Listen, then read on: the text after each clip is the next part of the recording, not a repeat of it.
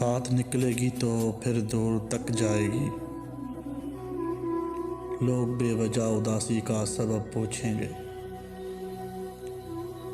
ये भी पूछेंगे तुम इतने परेशान क्यों हो। अंगलियां उठेंगी सूखे हुए बालों की तरफ। एक नज़र देखेंगे गुजरे हुए सालों की तरफ। चूड़ियों पर भी कई तंज किए जाएंगे। कांपते हाथों पे फिक्रे भी कसे जाएंगे।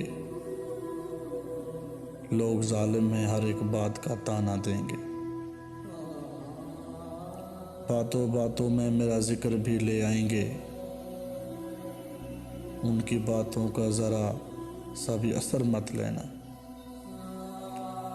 वरना चेहरे के तासर से समझ जाएंगे। चाहे कुछ भी हो सवाल ना करना उनसे। मेरे बारे में कोई बात ना करना उनसे। बात निकलेगी तो फिर दूर तक जाएगी। हाँ, बात निकलेगी तो फिर दूर तक जाएगी।